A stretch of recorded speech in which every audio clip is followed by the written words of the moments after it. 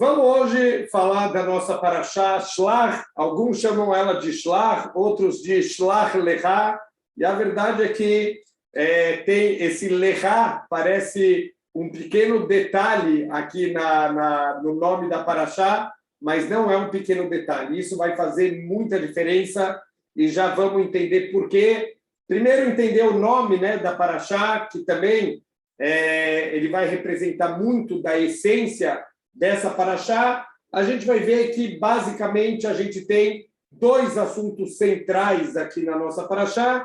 Tem vários assuntos aqui intermediários, mas tem dois assuntos principais. Vamos tentar dar uma passada geral, pelo menos para ver, entender um pouquinho melhor todos os assuntos da paraxá, mas vamos tentar focar aqui nos dois pontos principais que estão no começo e no final da nossa paraxá. O nome Shlach significa envie, mande. Então, aqui a gente chegou finalmente, a verdade que ontem já tivemos um pequeno spoiler aí, já falamos um pouquinho na nossa aula de Shmirat HaLashon, a gente acabou, inevitável, a comparação aqui com a nossa paraxá, a conexão da nossa paraxá com o grande erro do Lashon Hará. E vamos começar, como a gente sempre começa, conectando com o final da paraxá passada.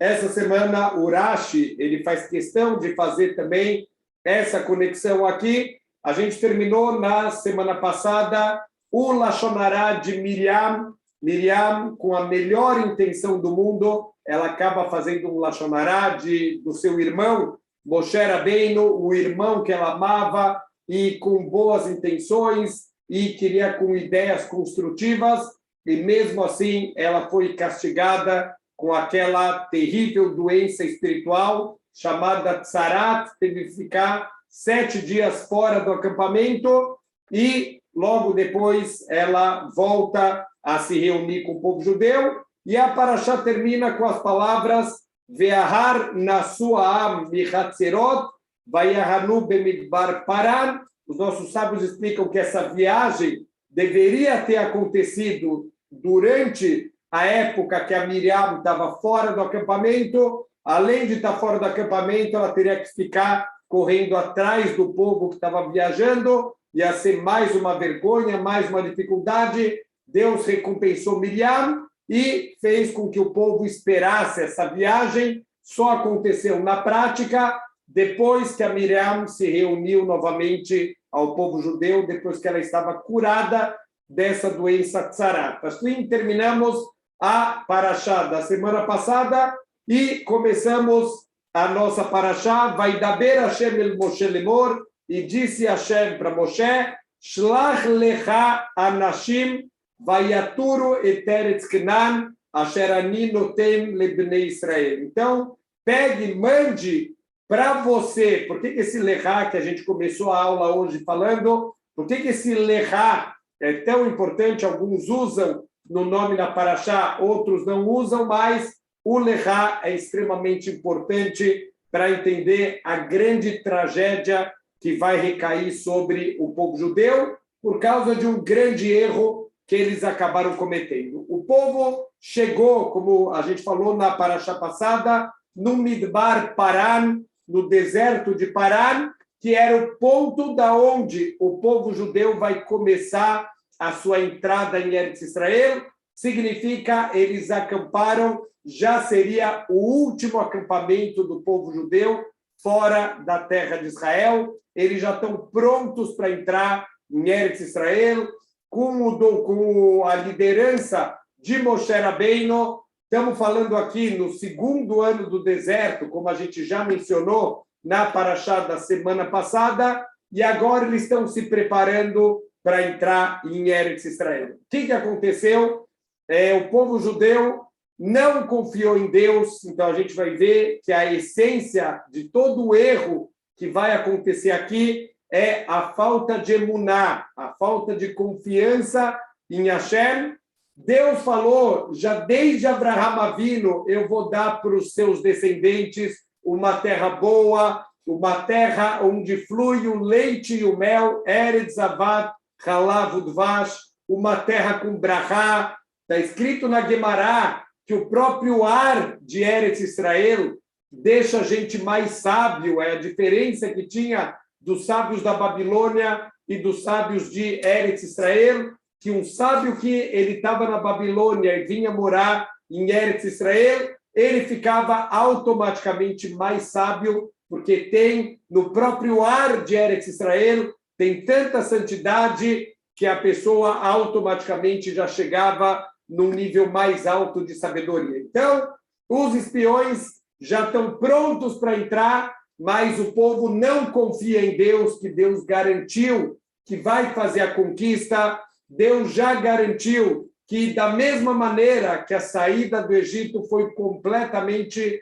milagrosa, não teria, pelas forças da natureza, como o povo judeu conseguir entrar, sair do Egito, de toda a feitiçaria e da força física que os egípcios tinham. Eles dominam todas as artes da magia negra, eles dominam a arte da guerra, eles têm um exército preparado, enquanto os judeus são um povo desorganizado, desarmado, que dificilmente vão conseguir sair. Talvez para a gente trazer uma comparação, muita gente pergunta por que os judeus, na época da Shoah, no Holocausto, não lutaram contra o exército alemão. Estamos falando de pessoas mal nutridas, pessoas desarmadas, sem nenhum treinamento militar, tendo que se levantar contra um exército bem armado, bem treinado. Então, não é uma situação simples. E Deus, ele tirou o povo judeu com milagres, as 10 pragas. A gente sabe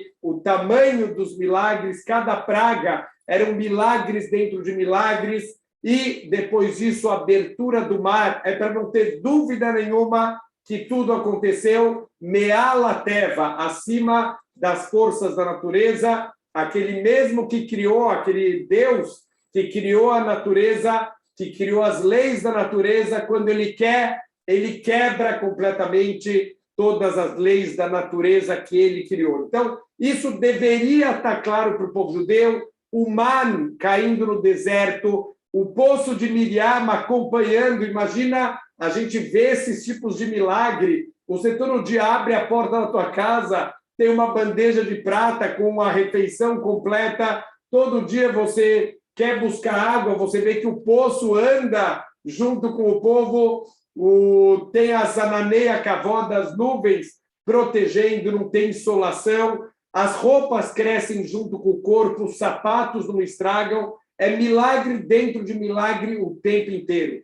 O povo judeu deveria ter entendido que a conquista da terra de Israel também não vai acontecer dentro das forças da natureza. Deus vai fazer as coisas acontecerem acima da natureza, mas eles não confiaram. Então, a fonte de tudo aqui, infelizmente, é a falta de emuná. A gente não confiar em Deus, a gente não acreditar que tudo está na mão dele e que não existe derech hateva, não existe natureza, tudo é a mão de Deus fazendo as coisas acontecerem.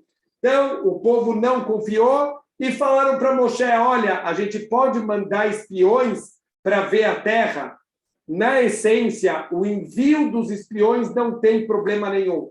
Qual é a prova disso? Quando, quase 40 anos depois, quando Yoshua foi conquistar a terra de Israel, ele também mandou espiões, mas tem uma diferença muito grande.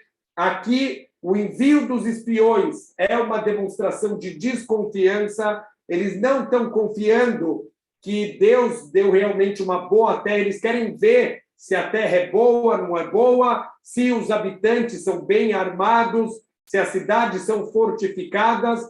Então, tudo isso é baseado na falta de emuná. Toda vez que o ser humano não tem emuná em Hashem, começam a acontecer tragédias, catástrofes, e é o que vai acontecer, infelizmente, na nossa paraxá.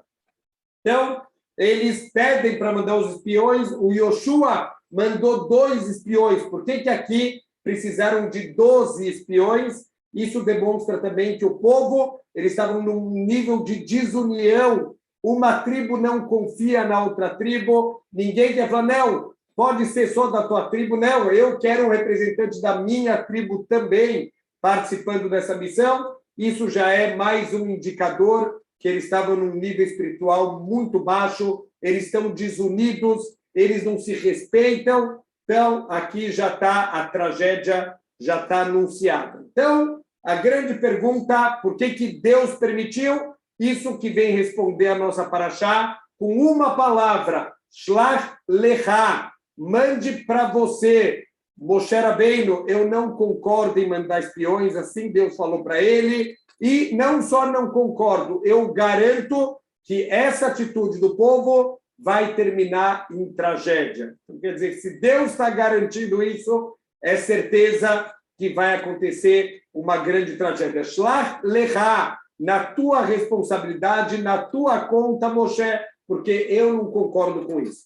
Então, a grande pergunta, por que Moshe, depois de escutar esse aviso de Deus, ele realmente mandou os espiões? Moshe está numa situação muito difícil. Vamos trazer um paralelo aqui que os nossos sábios eles trazem para a gente. Imagina uma pessoa, ele está anunciando no jornal que ele quer vender o carro dele. Então, é um carro usado, o comprador não sabe as condições do carro. Então, mesmo que o carro ele esteja em ótimo estado, se o comprador virar para o vendedor e falar, olha, posso fazer um test drive no teu carro? E o vendedor falar, olha, não, melhor não, compra o carro, depois você anda quando você quiser, depois que você já tiver me dado o dinheiro. Alguém vai querer comprar esse carro? Espera aí, certeza que ele está escondendo alguma coisa, deve ter um defeito, deve ter um problema nesse carro. Quem não deve, não teme. Você está com medo do quê? Deixa eu ver teu carro, deixa eu dar uma volta no teu carro para ver se ele realmente está bom. Então, assim, Moshe Rabbeinu agora, ele está numa situação muito delicada. Se ele falar para o povo, não vamos mandar espiões, e esse Moshe, ele está tramando alguma coisa, essa terra deve ser horrorosa, ele está com medo do quê? Quem não deve, não teme, Moshe. Por que você não quer deixar a gente mandar espiões? Então, se ele não deixar mandar, vai ter um problema. Se ele mandar espiões, ele está indo contra o que Hashem falou. Deus não proibiu ele, mas avisou. Se mandar os espiões, vai ter consequências trágicas. Então, Moshe, ele teve uma ideia. Ele foi tentar usar psicologia reversa. Então, ele falou, olha, esse vendedor do carro, se o comprador falar, olha, posso fazer um test drive para ver? Se o vendedor mostrar uma convicção absoluta, olha, pode fazer, vai lá, anda quanto você quiser com o carro, eu te garanto, o carro é nota 10, mas se você quiser, vai lá fazer o teu test drive. Uau! O comprador vai escutar isso e falar, ele está tão convicto, ele está com tanta certeza que o carro está nota 10, eu acho que eu não preciso nem fazer esse test drive. Então, Moshe, ele quis mostrar para o povo que ele não tem nada para esconder, ele não tem nada a temer, ele imediatamente ele topa com a ideia para ver se essa psicologia reversa tranquilizava o povo, mas a gente vê na nossa paraxá que, infelizmente, não adiantou, a ideia de Moshe não foi suficiente para tranquilizar o povo. Quando alguém não tem emuná, não adianta a psicologia, não adianta nada. Pessoa que não tem emuná, ele está demonstrando uma grande falha espiritual. Depois de tantos milagres, depois de tantas coisas abertas que aconteceram, a mão de Deus em tudo que está acontecendo, eles ainda têm alguma dúvida, significa que temos aqui um problema espiritual gravíssimo do povo judeu, e assim vai começar a missão desses 12 homens, um de cada tribo. Obviamente, como em todos os outros erros aqui do deserto, a tribo de Levi não participou. Tem o nome aqui de todos os Nessiim, de todos os líderes que foram enviados como os espiões, e a gente vai perceber que não aparece a tribo de Levi. Por que não? Já que eles não teriam direito a receber terras em Eretz Israel, eles não vão ter nenhuma porção que é da tribo de Levi, já que a tribo de Levi cuida dos assuntos espirituais do povo e não das coisas materiais, então eles também não enviaram um espião da tribo de Levi. Por isso que na conta da 12, porque aqui vão entrar também os filhos de Yosef.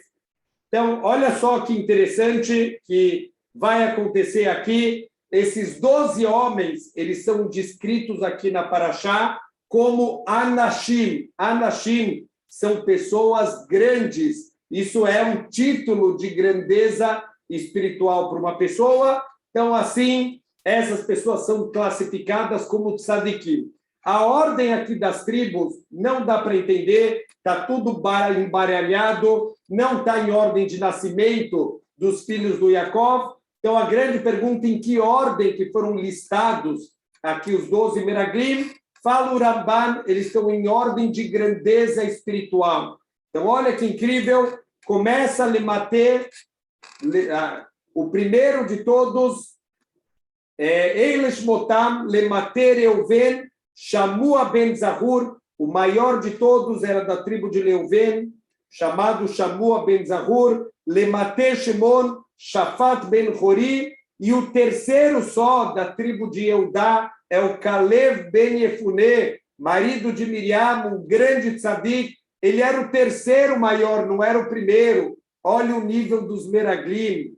Lematei Sahar, Igal ben Yosef, Lematei Efraim, Oshea Binun. O Oshea Binun é o nosso Yoshua, que daqui a pouquinho vai mudar o nome dele, vai receber um acréscimo de uma letra Yud no nome dele. Mas o Yoshua Binun é o quinto e o Kalev é o terceiro. Olha o nível desses homens. Como pessoas tão grandes tropeçaram num erro aqui, que aparentemente um erro óbvio, que eles acabaram falando mal da terra de Israel. Então, os nossos sábios explicam que é justamente a grandeza deles que causou a queda deles. Porque eles começaram, obviamente, não foi um pensamento racional, mas o subconsciente deles acabou traindo eles. Eles estavam na cabeça que, enquanto eles estão no deserto, eles são os líderes de cada uma das tribos. Mas, a partir do momento que eles entrarem em Eretz Israel,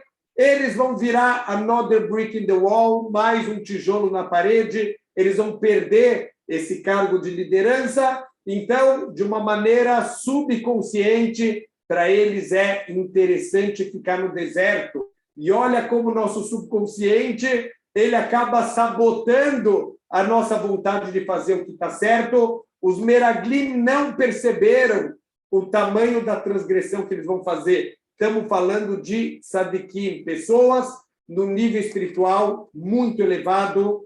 Então, antes de mandar os espiões, o Moshe Rabbeinu, ele vai fazer uma tefilá especial pelo seu Talmid Yoshua. Então, o Oshea Binun, Moshe vai fazer uma tefilá, e essa tefilá vai se materializar através do acréscimo da letra Yud no nome do Yoshua. Então, de Hoshea se transformou em Yehoshua. Agora, olha que incrível. Por que Moshe não rezou por todos os espiões? Por que justamente aqui por Yoshua ele teve uma preocupação especial? Porque, em primeiro lugar, Yoshua é o Talmid de Moshe, ele é o aluno de Moshe. Se ele também caísse, o nível de Hilul Hashem, de denegrir o nome de Deus, ia ser ainda maior. Até você, Yoshua, o Talmid de Moshe, quer dizer, ia ser uma mancha do nome de Deus muito, muito grande. Alguém que não saía da tenda de Moshe Rabbeinu, que estudava a Torá o dia inteiro. Se essa pessoa caísse, o nível de Hilul Hashem vai ser ainda maior. Fora isso, a gente já falou bastante, já fizemos até um curso sobre Midot, sobre traços de caráter, e a gente viu que cada traço de caráter, ele mesmo que ele seja predominantemente bom ou predominantemente ruim, sempre dá para usar de uma maneira boa ou, Deus me livre, de uma maneira ruim. Os melhores traços de caráter podem ser mal usados e os piores traços de caráter podem ser bem usados. Então, a gente viu no livro Orhot Tzadikim, até inveja, até orgulho, até raiva Dá para canalizar isso para usar dentro da Torá? Tem inveja, Kinat Sofrim, inveja dos Talmidei Hachamim. Eu quero um dia chegar no nível espiritual deles, uma inveja positiva, casa, raiva para brigar contra as coisas erradas, contra as pessoas que vão contra Deus, como David Amelech falou, todos aqueles que lutam contra Deus são meus inimigos e eu vou querer lutar contra essas pessoas. Quer dizer, dá para canalizar todos os traços de caráter, podem ser usados do lado positivo, mas Deus nos livra, até os melhores traços de caráter, se não forem bem canalizados, podem ser usados contra a pessoa. Moshe Rabbeinu percebeu que o Yoshua ele tem uma qualidade incrível, que de acordo com os nossos sábios é a maior qualidade que um ser humano pode ter, que é justamente a mesma qualidade que é sempre ressaltado na Torá para Moshe Rabbeinu, que é a anavá, a humildade do ser humano. Yoshua é uma pessoa extremamente humilde. Aqui Moshe Rabbeinu está percebendo que essa humildade do Yoshua pode jogar contra ele aqui na ideia dos espiões. Moshe já entendeu que vai ser um grande teste para essas pessoas. Se são pessoas tão grandes, quer dizer que o teste era proporcionalmente também muito forte, muito difícil de passar, e ele ficou com medo que a humildade do Yoshua ia jogar contra ele. Por quê? O Yoshua não é de bater boca com as pessoas, o Yoshua é aquele que baixa a cabeça, que não discute. Se alguém vem e ofende ele perdoa a pessoa, como a gente viu vários casos de Moshe Rabbeinu, quando se levantam contra ele rebeliões, ofenderam ele publicamente, mesmo quando Miriam falou mal de Moshe, Moshe passa por cima, ele está com medo que o Yoshua, agora não é hora de ser humilde. Se pessoas falarem mal da terra de Israel e de Deus, é hora de levantar e brigar. É interessante que a gente vai perceber que quando falaram mal de Eretz Israel, o único que se levanta é o Caleb, o nome do Yoshua não aparece, mas pelo menos a tefilá de Moshe Rabbeinu ajudou com que o Yoshua tivesse força de passar no desafio, de passar no teste, e ele conseguiu, Baruch Hashem, se manter na sua retidão, mesmo com toda a influência negativa do ambiente. Se Moshe não tivesse rezado por Yoshua, certamente ele também, por causa da humildade dele, ele teria tropeçado junto com os outros espiões. Por que justamente a letra Yud, os nossos sábios falam que era o Yud da Sarai.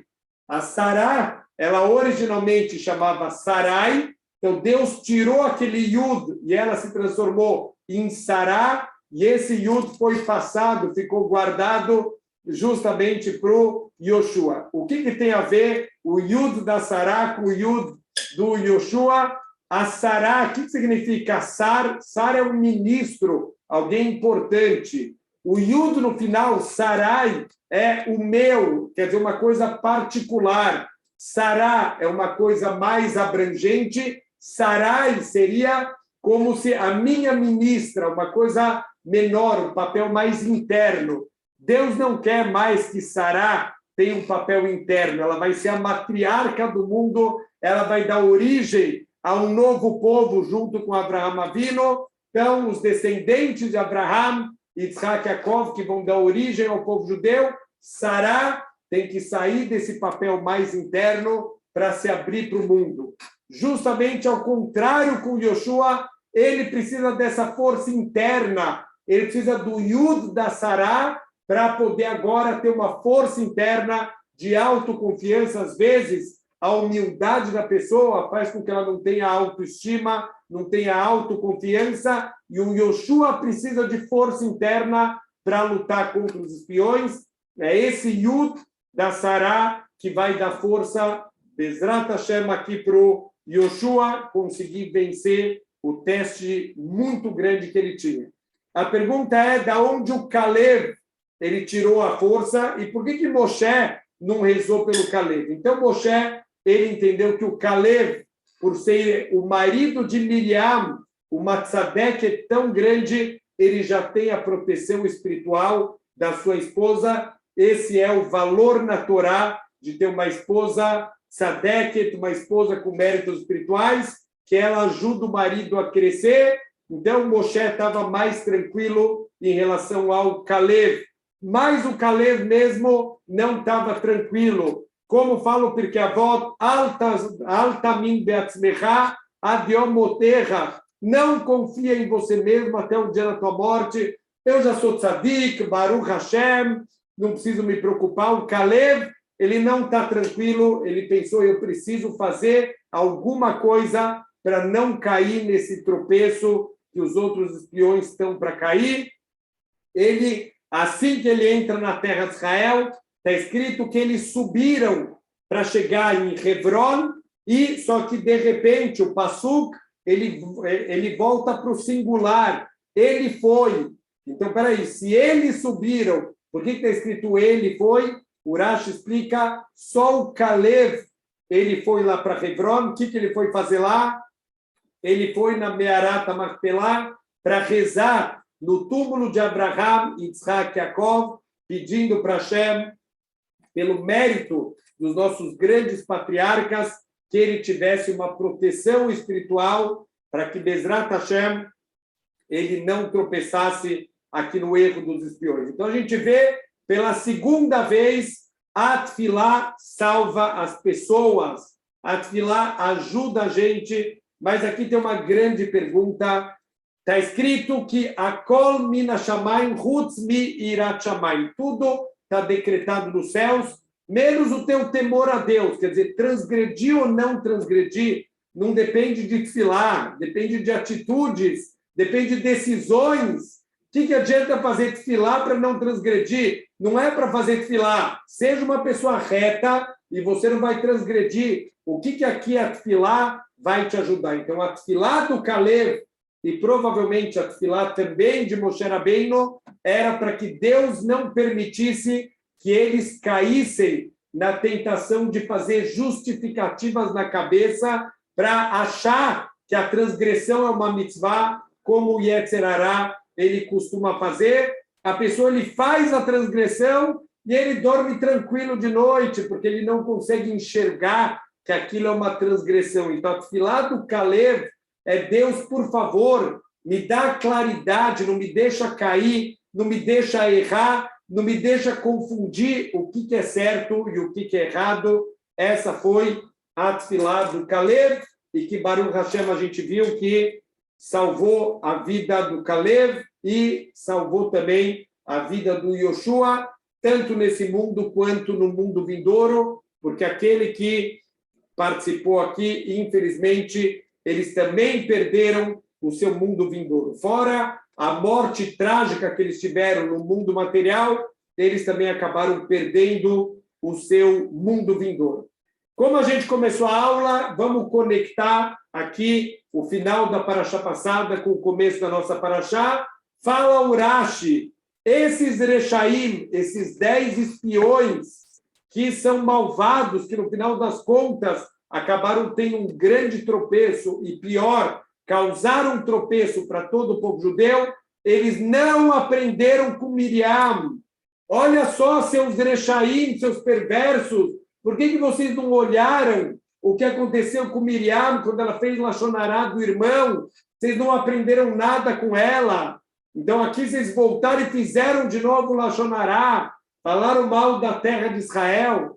Então aqui tem uma pergunta óbvia. A gente está nas aulas de terça-feira, a gente está estudando Shmirat HaLashon, a gente já viu, temos 31 transgressões da Torá associadas com Lashon Hará. Por que está escrito aqui? Por que os espiões não aprenderam com Miriam? Por que os espiões não aprenderam da Torá? Por que eles não abriram o código de leis da Torá para estudar a proibição? Não seja um fofoqueiro que faz calúnias, que fala mal dos outros. Por que eles não aprenderam da própria Klalá da Torá, uma maldição? Arur, aquele que maquereu beseter, aquele que golpeia seu companheiro escondido. O que é isso? Aquele que faz Lashon Hará. Por que a Torá está cobrando aqui? Por que os espiões não aprenderam de Miriam? Primeiro ponto aqui é o ensinamento óbvio, mas que meus alunos, interessante, a semana eles me perguntaram, falou, Rav, eu não estou entendendo.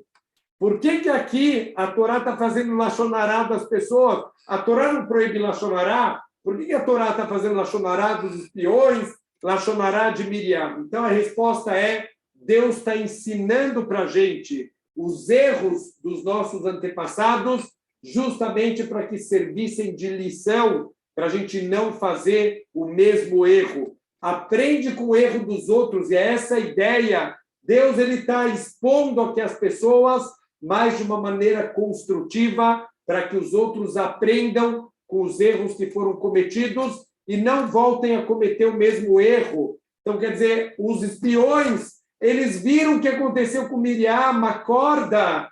Por que você faz igual? Você não viu o que aconteceu? Quer dizer, enquanto você acha que é só uma teoria, não, mas vocês viram, está aqui na frente de vocês, acabou de acontecer com Miriam e vocês não aprenderam nada com isso. Isso seria uma resposta, mas tem uma resposta interessante que na Alahá, mesmo estudando a lei, eles não teriam aprendido um detalhe importante que aconteceu no Lashon Hará de Miriam. Logo depois do Lashon Hará que Miriam fez do seu irmão, a Torá começa, de repente, fazer um monte de elogios para Moshe Rabbeinu.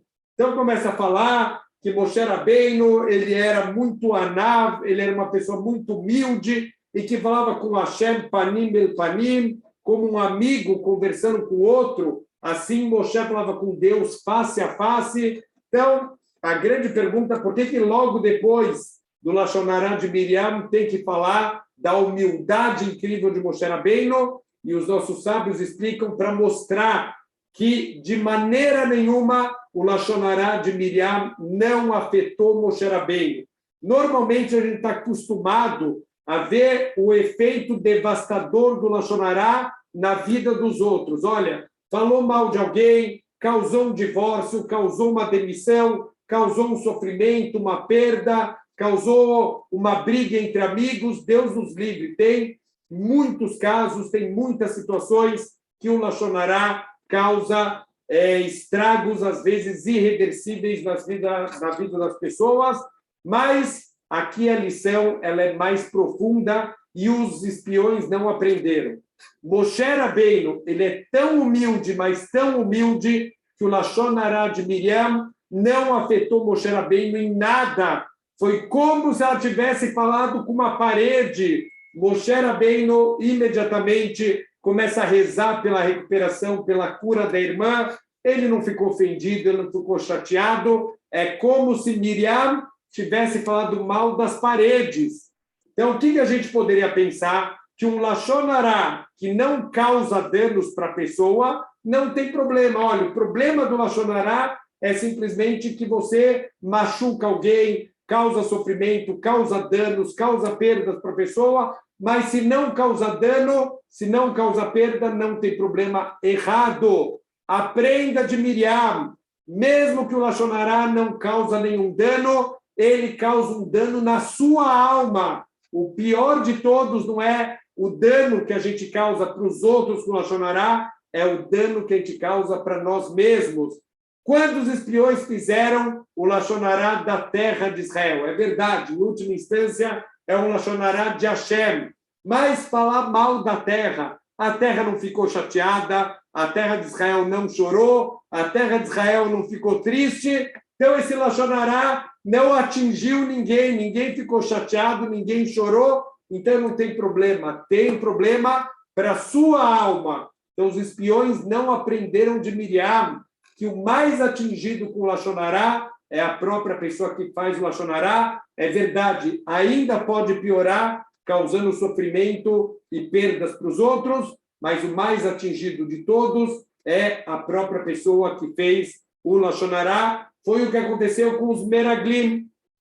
Eles voltam, depois de 40 dias que eles estão lá na terra de Israel, olhando, conforme Moshe Rabbeinu pediu, olha, eu quero que vocês vejam se as cidades são muradas, como são os habitantes, eu quero que vocês me tragam amostras das frutas da terra de Israel. Então, inclusive, para quem já viu o símbolo do turismo de Israel, o Ministério do Turismo, são 2 homens carregando um cacho de uvas. Na verdade, não são 2 homens. A nossa paraxá explica que foram 8 homens que precisaram carregar um único cacho de uvas, enquanto outros 2 homens, então 8 levaram a uva, um levou uma romã e outro levou um figo. Quer dizer, precisava uma pessoa para levar um único figo e para levar um cacho de uvas precisaram 8 pessoas. Esse era o nível da brachá que existia na terra de Israel. Então, a verdade é que eles não trouxeram essas frutas com boas intenções. Por que só 10 espiões e 2 não aparecem? Só os espiões que falaram mal da terra trouxeram as frutas. Caleb e Yoshua, eles não trouxeram frutas, porque eles entenderam que a intenção dos outros espiões não era boa, não era mostrar a fartura da terra, ao contrário, era para falar mal da terra. Porque depois desses 40 dias, eles voltaram, ao invés de contar para Moshe o que eles tinham visto, eles fizeram uma coletiva de imprensa. Eles falaram para o povo inteiro, olha, a terra, num primeiro momento, a gente achou que era uma terra boa, uma terra fértil, mas não é. É uma terra horrível, tem gigantes morando nela, cidades muradas, é impossível, não dá para conquistar essa terra. Olha só para vocês terem uma ideia, olha o tamanho dos frutos da terra, imagina o tamanho dos habitantes. Se a uva é desse tamanho, imagina o tamanho da pessoa que come essa uva. Assim são os moradores de Eretz Israel. Não tem como a gente conquistar essa terra. O Caleb ainda tentou subir lá, ele ainda tentou ele usou a astúcia dele, ele começou o discurso como se ele estivesse concordando com os outros Meraglim para baixar a guarda de todo mundo. E imediatamente, quando ele viu que as pessoas baixaram a guarda, porque quando ele começou, todo mundo estava preparado para fechar a boca dele se ele falasse bem da terra. Então, ele começou como se ele estivesse concordando com os outros Meraglim, mas logo ele mudou quando ele viu que todo mundo baixou a guarda, ele começou a falar bem da terra, mas ele quase foi apedrejado pelas pessoas, começou todo mundo a se revoltar e começou o povo inteiro a chorar. Eles preferiram escutar o relato negativo da terra ao invés de escutar o relato positivo da terra. 2 espiões falaram muito bem da terra, a gente vai conseguir, a terra é fértil, a terra é bonita, o tamanho das frutas, o tamanho das pessoas mostra que é uma terra com brachá. Mas 10 espiões falaram, essa terra é péssima, é uma terra que engole os habitantes. O que eles viram na terra? Eles viram gente morrendo em todos os lugares. Fala o Stipler para a gente, por que eles viram pessoas morrendo? Deus quer encobrir a presença deles. Se as pessoas vissem os 12 espiões, iam matar eles na hora. Deus quis deixar as pessoas ocupadas, eles deveriam ter prestado atenção nos detalhes. Olha como está todo mundo desesperado, apavorado. É alguma coisa que está acontecendo só agora. Não é uma terra amaldiçoada. É Deus que está mostrando a mão dele para vocês, que ele está fazendo alguma coisa para encobrir vocês todo esse tempo que vocês estão aqui. Quando Yoshua mandou espiões para a terra de Israel, na hora perceberam, já foram matar eles. E se não fosse a intervenção da Rav, que escondeu eles no teto da casa dela e falou mentira para o rei para salvar eles, eles teriam sido pegos. Quer dizer, você vê pessoas estranhas, você já sabe que são espiões, eles seriam rapidamente pegos e mortos. Então, Deus deixou eles ocupados, os habitantes da terra, para que eles pudessem circular livremente durante os 40 dias sem serem atrapalhados. Mas, infelizmente, eles voltaram falando mal, o povo chorou e Deus fez um juramento, falou, vocês não vão mais entrar na minha terra, os 40 dias que vocês ficaram lá na terra de Israel, 40 anos vocês vão ficar no deserto, os corpos de vocês vão ser enterrados aqui no deserto e só uma nova geração vai entrar na terra de Israel. Porque o que eles argumentaram? Por que Deus não matou a gente no Egito ou no deserto? Para que ele vai fazer a gente morrer na mão dos habitantes da terra e nossas mulheres e nossos filhos vão virar escravos deles? Deus falou para os homens, vocês estão errados. E as suas mulheres e seus filhos, eles vão entrar na terra como pessoas livres e vocês não vão, vocês vão morrer lá no deserto.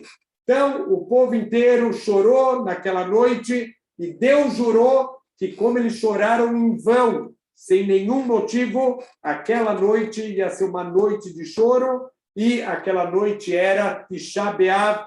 Até hoje, para todas as futuras gerações, vai ser uma noite triste, a destruição dos nossos 2 templos sagrados, várias tragédias coletivas e particulares de Am Israel, a gente teve justamente nesse dia de Tisha B'Av, já que o povo chorou em vão, sem motivo, Deus acabou dando motivo para o povo chorar futuramente. Então, Deus, ele quis destruir todo o povo judeu.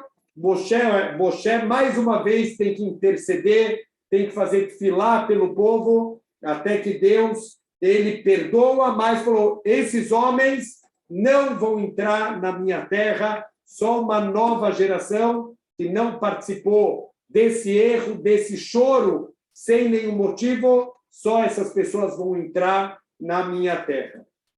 Uma parte do povo tentou entrar à força, falou, não, Moshe, a gente está arrependido, a gente vai entrar na terra de Israel.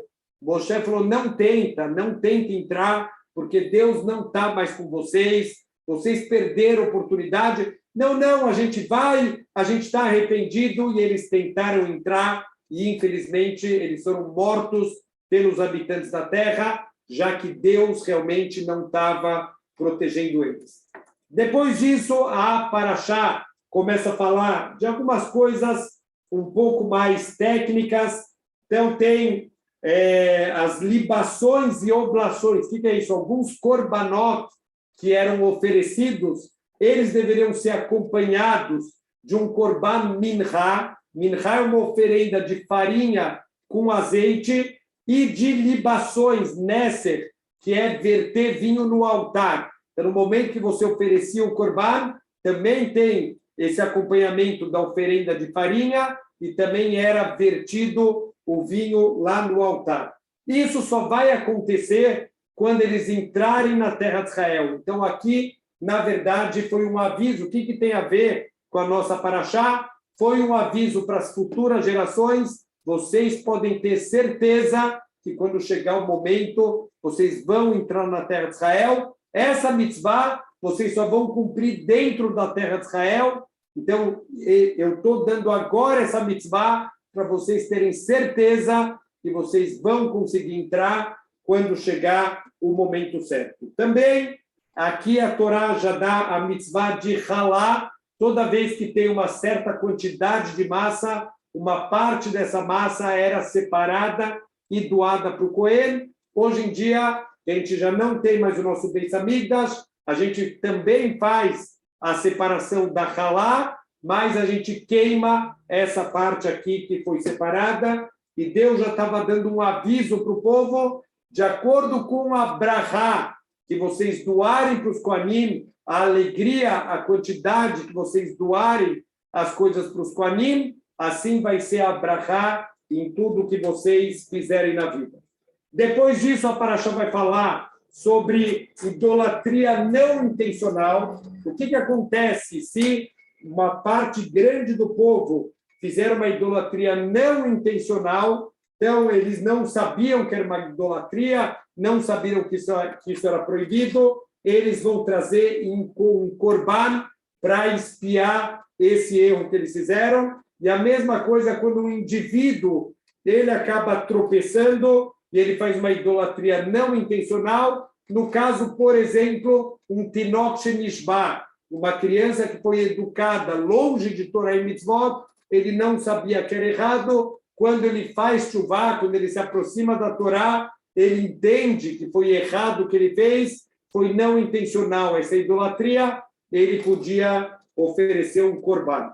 E depois fala sobre uma idolatria intencional. Aqui não pode oferecer corban. O corban de idolatria era só se fosse não intencional. Se faz uma idolatria intencional, a única forma de expiação é a pena de morte, que era aplicada aqui pelo Beidin. Precisa de atraar, precisa de aviso e precisa também de Eidim, precisa de 2 testemunhas que viram essa pessoa fazendo a idolatria. Depois disso vem mais uma grave transgressão da Torá. A Torá fala de um homem no deserto que ele estava recolhendo gravetos no Shabat. Qual que é exatamente o erro que esse homem fez? Existe uma discussão dos nossos sábios. Qual é a melahá? Qual é o trabalho construtivo que ele estava fazendo? Uma opinião é que ele estava meamer, ele estava juntando galhos que estavam soltos. Isso é uma melahá proibida, de juntar coisas numa pilha. A segunda opinião, que ele estava fazendo otsaá, ele estava carregando galhos no Reshut Arabim, no domínio público. É proibido no domínio público no Shabat a gente carregar mais do que arbamot, mais do que 2 metros, alguma coisa no domínio público. E uma terceira opinião, que ele era kotzer, ele estava arrancando galhos da árvore. Então isso é proibido também pela Torá, fazer no Shabat. Esse homem, ele era uma única pessoa que quebrou o Shabat. Que Shabat era esse? O segundo Shabat do povo judeu. Então, infelizmente, nunca o povo judeu fez um único Shabat e depois disso nunca mais o povo inteiro cumpriu o Shabat.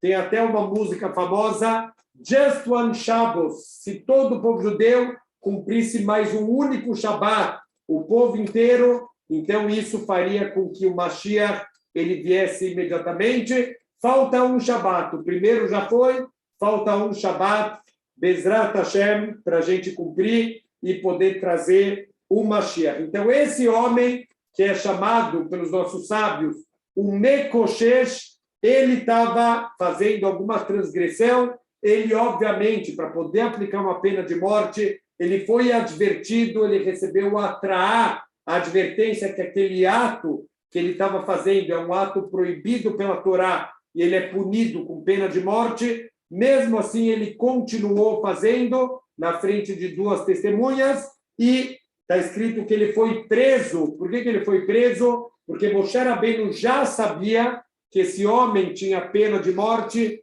mas ele não sabia qual das 4 penas de morte que ele ia receber. Então, Deus depois revelou para ele que ele ia receber a pena de morte de apedrejamento. Finalmente, a nossa paraxá fala sobre o último trecho, o 3º parágrafo do Shema Israel. Então, a gente, todos os dias, de manhã e à noite, a gente fala essas palavras aqui da nossa paraxá, que são o último trecho aqui do Shema Israel. E uma coisa que chama atenção, obviamente, a gente sabe que não tem absolutamente nenhuma coincidência. Vayomer Hashem el Moshe lemor, daber el bnei Israel ve'amart alehem, ve'asu lahem tzitzit al kanfei bigdehem. Então, esse trecho aqui, que a gente fala no nosso Shema Israel todos os dias, é um trecho que fala da mitzvah do tzitzit. A mitzvah da gente colocar nos cantos de uma roupa, tem que ser uma roupa com 4 cantos. No canto da roupa, a gente vai colocar os fios do tzitzit, ledorotam venatnu al tzitzit, akanaf til tchelet. Um dos fios deveria ser azul celeste. A gente não tem mais a transmissão oral do que é o rilazon, aquele animal, ou um peixe, ou um réptil, da onde era tirado aquela tinta azul, que era para atingir aqui esse fio do tzitzit. E para vocês vai ser um tzitzit, ureitemotó, e todos os dias vocês vão olhar para esse tzitzit, os hartem et kol mitzvot Hashem, vocês vão se lembrar de todas as mitzvot de Hashem, vasitemotam, e vocês vão cumprir, velotaturu aharei levavchem veaharei nechem, asher atem zonim acharehem, vocês não vão seguir os seus olhos e o seu coração, que vocês acabam se desviando por causa deles. Então, o Rashi explica que os olhos e o coração, eles são os espiões do Yetzer Hará.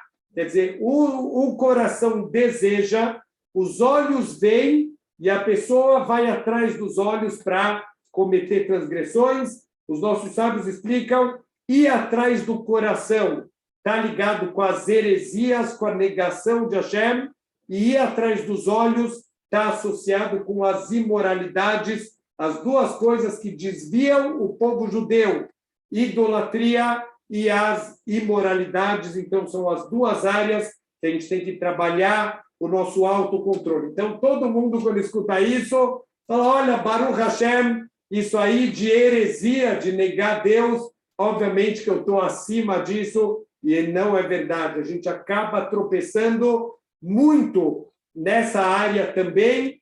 Cada momento que a gente acredita que o resultado das coisas é porque nós fizemos, o resultado é porque eu consegui, isso também é chamado de idolatria, uma egolatria, a idolatria de si mesmo. Eu consigo, eu faço, eu sou bom.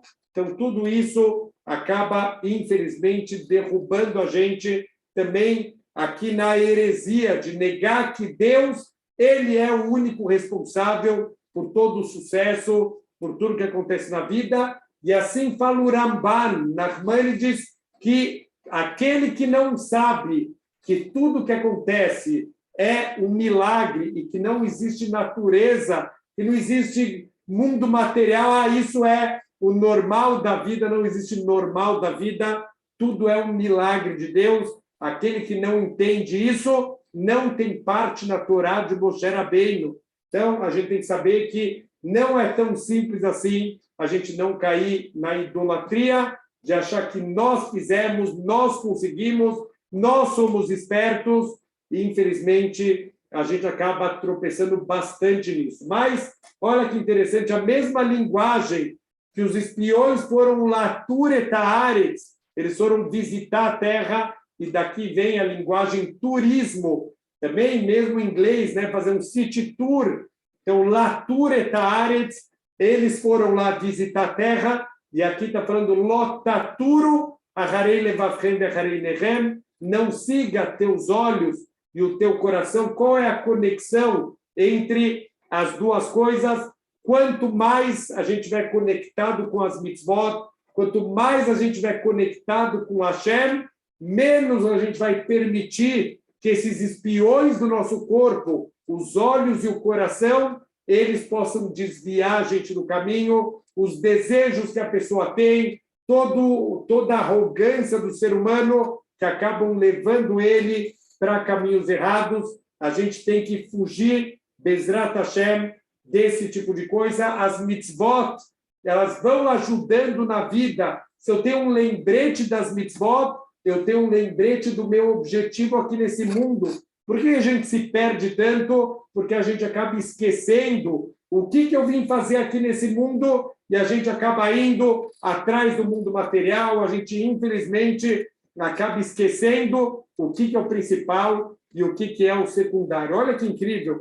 Paraxá na semana passada, Bealoterá, foi a Paraxá que falou sobre a reclamação do povo judeu, que eles queriam ter carne no deserto. E logo em seguida a Paraxá fala, olha, você já tem o man, cai todos os dias na porta de vocês, tem o gosto que vocês quiserem, tem todas as proteínas para manter o corpo, é o alimento mais equilibrado, mais balanceado.